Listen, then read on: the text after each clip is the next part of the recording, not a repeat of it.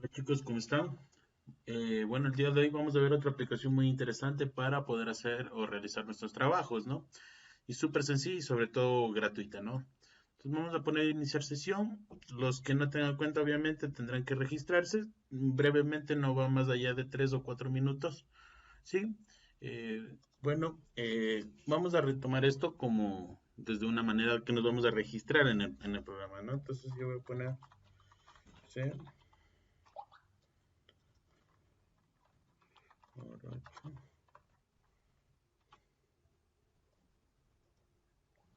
aquí ponemos Octavo,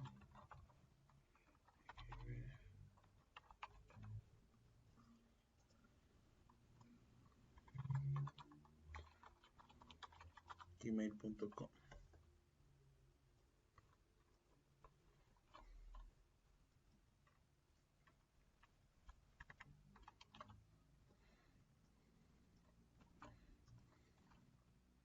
¿Listo?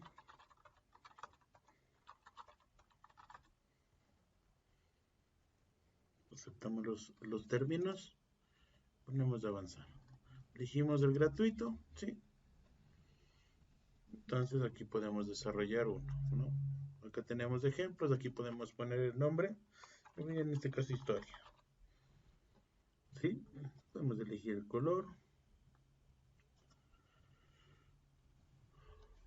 Esperamos un momento. Damos un clic. Y se crea. Doble clic, ¿no? Y se crea. Listo, aquí podemos empezar con el tema de un título, historia, ¿ya? El cual podemos cambiar aquí la forma, ¿sí? Tamaño, etcétera, a un lado, centrarlo, etcétera, ¿no? Cambiar de color. Aquí podemos agregar imágenes, ya vamos a ver a continuación, ¿no? Entonces acá mantenemos, creamos una nueva, solo alargando, y podemos subir una imagen, por ejemplo. Entonces yo voy a subir, por ejemplo, esta. Sí, esperemos hasta que se cargue y se cargue, ¿no? Y podemos seguir ahí continuando, ¿no? Acá, por ejemplo, ya, acá, voy a poner, es una ciencia,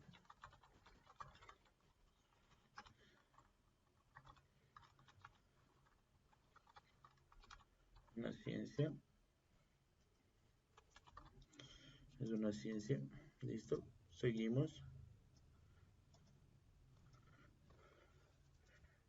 ¿qué es objeto de estudio?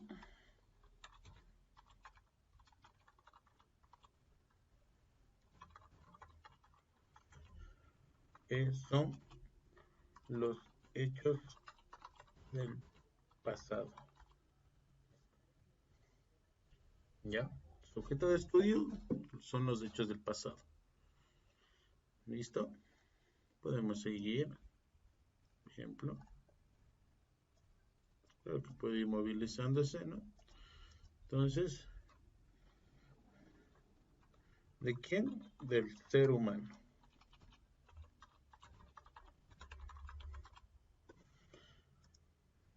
¿Ya? Entonces podemos ir creando súper fácilmente y al momento, ahí ya depende mucho de nuestra creatividad, lo que necesitemos o lo que querramos, ¿sí? Fácilmente poder ir explicando una videoconferencia o lo que necesitemos, ¿no? De manera sencilla y al final podemos guardarlo, ¿sí? Se guarda en su cuenta y además podemos compartirlo o exportarlo. Sí, lo vamos a exportar. En este caso yo lo puedo exportar como PDF, que por lo general es lo que más se admite, o como imagen también. Entonces aquí ya tengo uno previo, historia 1, definición. Listo. Entonces, por ejemplo, nos podemos ir, tengo en esto,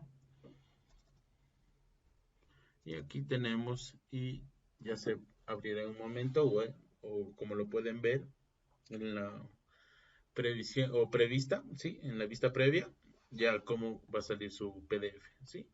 Y es como lo podemos compartir y ya está hecho nuestro mapa conceptual. ¿Sí? Puede ser lluvia de ideas, lo que nosotros necesitemos realizarlo, ¿no? Es una herramienta muy sencilla y muy fácil de utilizarla, ¿no? Y sobre todo gratuita. Entonces, hasta ahí, mi amigos, eso sería todo el día de hoy, ¿sí? Y espero que estén bien, que se encuentren de la mejor manera con su familia y nos podemos ver pronto.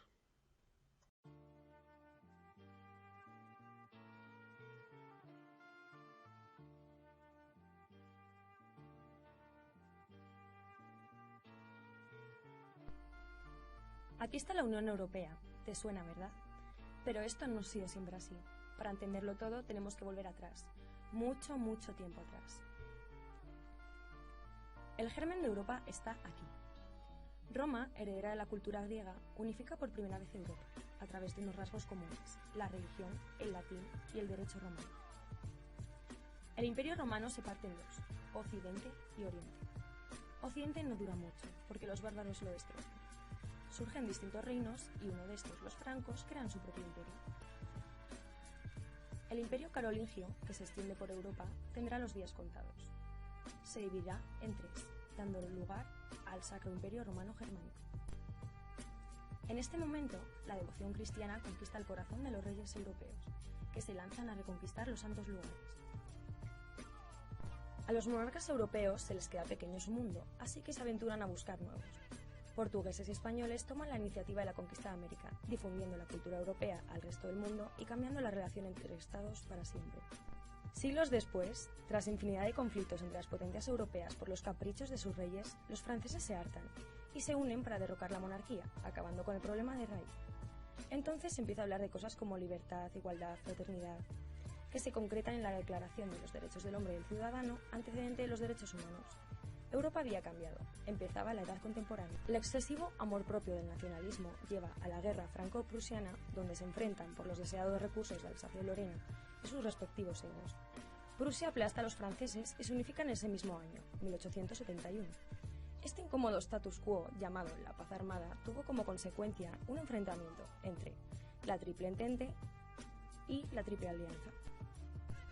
Surgen así tres nuevas visiones de cómo debía ser el modelo a seguir en Europa.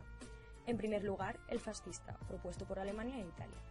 En segundo lugar, encontramos el bloque de los aliados occidentales, destacando a Francia y a Reino Unido, y reforzados por Estados Unidos, con un modelo basado en la democracia liberal. Por su parte, la Unión Soviética ejerció una gran presión desde el frente oriental. Los aliados occidentales y los comunistas permanecen unidos ante la amenaza nazi, su enemigo común. Sin embargo, a su derrota, Europa vuelve a quedar dividida, esta vez entre los bloques comunista y liberal, cada uno con su modelo. La Carta de Naciones Unidas da un vuelco a las relaciones internacionales en 1945, especialmente con la prohibición del uso de la fuerza. Tras 20 siglos, a los civilizados líderes europeos se les ocurre que quizás sería más práctico cooperar que bombardearse.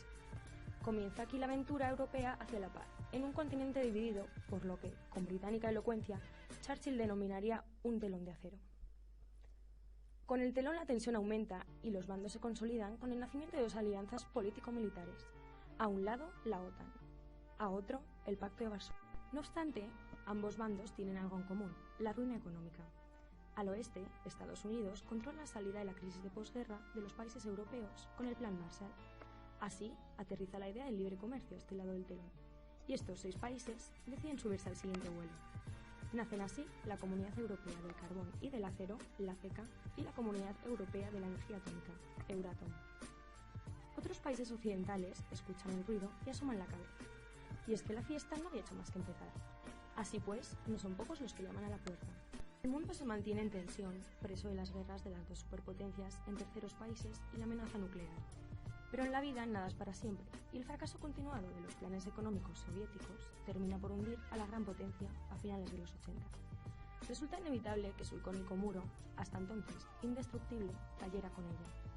Alemania es una de nuevo, y deja de ser el lobo feroz para convertirse en el pastor del rebaño europeo. En Europa, el colapso de la Unión Soviética trae un cambio geopolítico en los países del este, que tardan bien poco en quitarse el apellido soviético y subirse al carro del capitalismo. Y llegamos a un capítulo importante en la historia de Europa, el Tratado de Maastricht. ¿Para qué sirvió? básicamente para cambiar el extensísimo nombre a la Comunidad Económica Europea. Surge así lo que conocemos como Unión Europea, un proyecto que iba más allá de la cooperación económica. En el fondo, tampoco cambian tantas cosas con el nuevo nombre. Todo sigue igual de bien o igual de mal. El caso es que aumenta el volumen de la música y muchos países se suman a la fiesta. Desprendidos del espíritu comunista, los países del este de Europa entran en la Unión Europea. Como la cosa parecía marchar, los países europeos deciden dar un paso más en su aventura hacia la paz y la cooperación. Comienza entonces a sonar con fuerza un término en los parlamentos europeos: la Unión Monetaria. ¿Te suena El Señor de los Anillos? ¿Qué pensarías si te dijera que las historias de Tolkien son aplicables a la Europa del siglo XXI? Este es el euro, la cúspide de la integración europea. Muchos lo querían, unos cuantos lo tuvieron, pero todos saben lo peligroso e inestable que es su poder. Queda por ver si este paralelismo literario se cumple también en el final que se le da al célebre anillo. ¿Es esto el principio del fin?